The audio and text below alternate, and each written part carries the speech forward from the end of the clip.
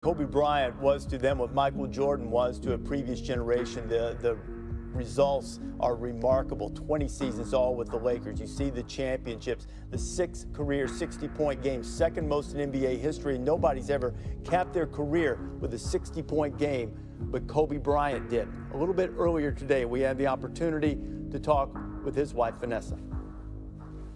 We are very pleased now to be joined by Kobe Bryant's wife, Vanessa, and his daughter, Natalia, who are gracious enough to spend some time with us this morning.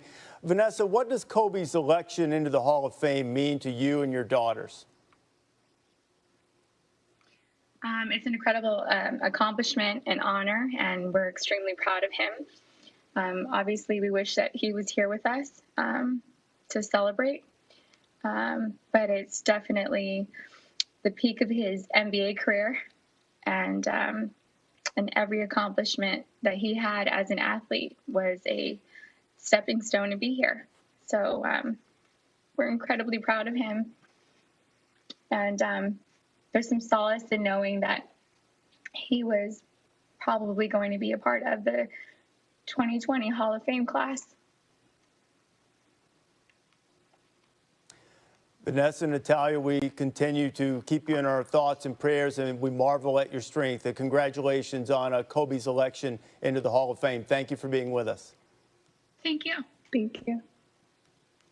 An emotional moment for Kobe's family, and understandably so. This is a day in which we celebrate his greatness on the floor, and it's hard to think back at that at times without thinking about the tragedy that took his life earlier this year. Jay Billis is back with us now. Jay, look, it's difficult to separate because the emotion is so raw and so fresh of Kobe's passing. But on the floor, I mean, how would you describe his greatest attribute as a player?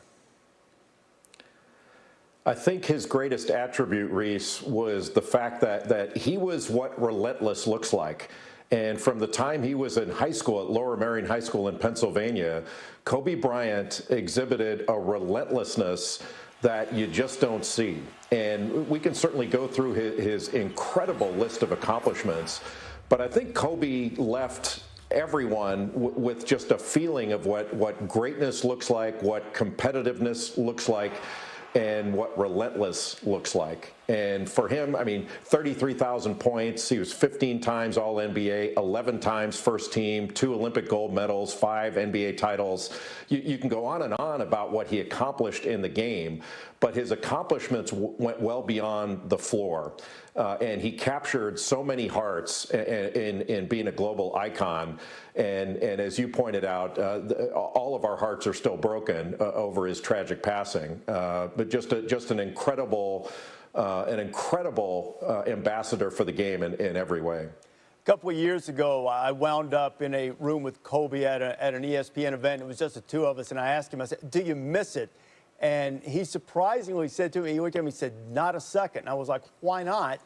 He said it was because he attacked every day with the same passion, the same drive to be great that he attacked his basketball career with. And I think that's one of the things that you were talking about in terms of epitomizing relentlessness. And as Jay Billis, he'll be with us throughout this announcement of the Hall of Fame class. We've announced the class. We're going to visit with several more Hall of Famers. Kevin Garnett, the epitome of intensity. Kevin Garnett will join us live. Have a familiar teammate also that might chat and give a little insight on him as well. Also, the big fundamental himself, Tim Duncan.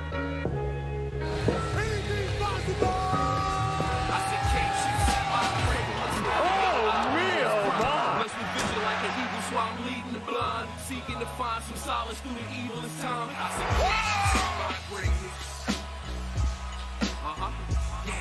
I said, can't you see my greatness?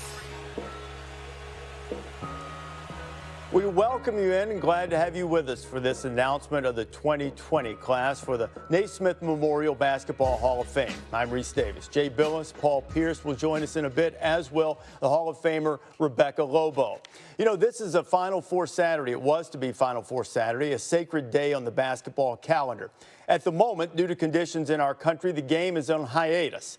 Legacies are not. This is a transcendent group, perhaps as star-studded and accomplished a class as ever been enshrined in the Hall of Fame. So let's meet the 2020 class, and it is headlined by the great Kobe Bryant. There are numbers and plenty of them. The 81-point game, the 60-point game in its finale, 5-time champ, 18-time All-Star, and it doesn't scratch the surface of his impact. Mamba in the Hall of Fame. Joining Bryant is Tim Duncan, also a 5-time champion, 2-time MVP, and 3-time Finals MVP. He brought it every time he took the floor. One of 3 players with 1,000 regular season wins. Kevin Garnett punches his big ticket to the Hall of Fame straight out of high school to NBA stardom. One of 3 players with 25,000 points, 10,000 rebounds, and 5,000 assists. NBA championship, Olympic gold. Tamika Catchings, also an NCAA champion and WNBA champion with the Indiana Fever. 12 times all WNBA, 4 times an Olympic gold medalist, and the first Tennessee Lady Vol player to make it to the Hall of Fame. Here is the rest of the class in the Hall of Fame, including Patrick Baumann, who was the Secretary General of FIBA prior to his passing. Kim Mulkey, a 3-time national champion, a distinction doing something no other person has ever done that we'll tell you about shortly. Barbara Stevens, a 5-time Division II National Coach of the Year. Eddie Sutton won more than 800 games, the first to lead 4 different schools to the NCAA tournament. Others have done it since, but Eddie Sutton was the first, and he is a Hall of Famer, as is Rudy Tomjanovich, who led the Rockets to back-to-back titles, 94 and 95, also Olympic success in a 34-year career with the Houston Rockets. Jay Billis joins us now, and Jay, this class headlined by Kobe, Duncan, and Garnett, guys who were in their prime together 14 times. They made the All-Star team at the same time. They had 48 All-NBA appearances. This class is as accomplished as any in recent memory, if not any class ever.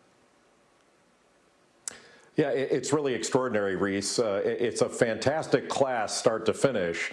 But when you look at the headliners of Kobe, Duncan, and Garnett, I think you would be hard-pressed to find a better, more accomplished trio, especially when you combine offense and defense. They played at both ends of the floor, and those 3 players combined for 39 All-NBA defensive team appearances.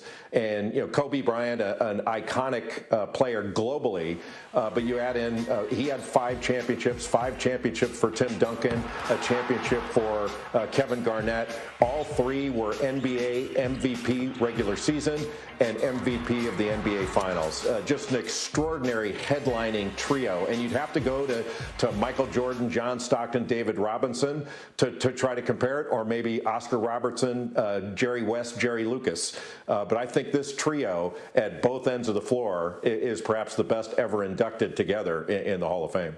Jay, you've been intimately involved with the Hall of Fame over the years, and all of these people have so many great accomplishments. From your experience, how does being a member of the Hall of Fame, for most of the people that you've watched have this happen to, how does it impact them when they've already accomplished so much?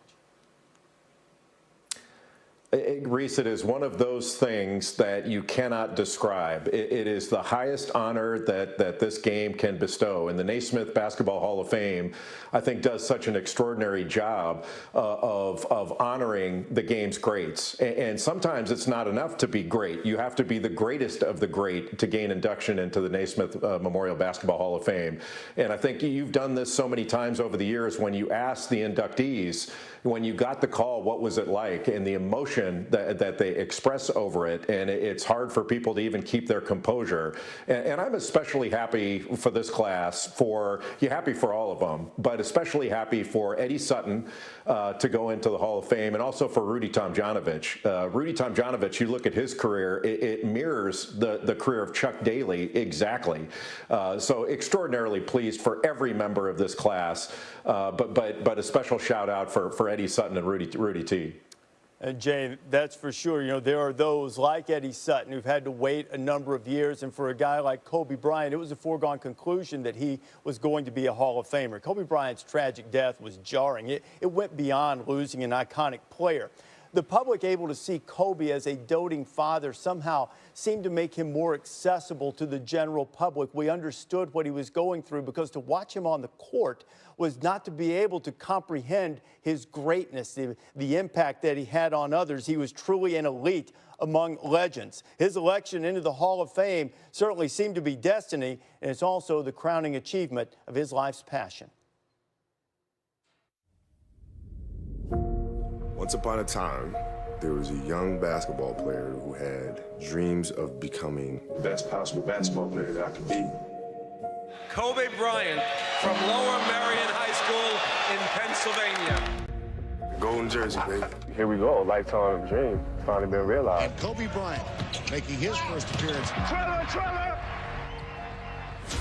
How good is this kid? Oh, what a slam dunk! Look out again! Nice dish by Kobe. Bryant to shot on the 2000 NBA champion. We finally got a championship and it feels great. Back to back. Gotta look. A three-peat. 3 Seconds. Bryant for the win. If you want to make history, you have to do historic things. 81-point game. Back-to-back titles. Kobe left nothing in the tank. He left it all on the floor.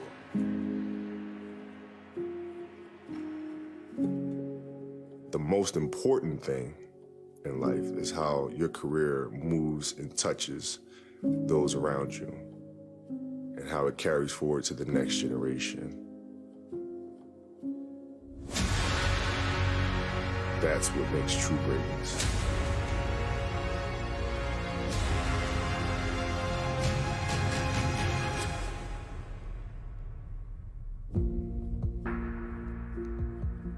For this generation of players,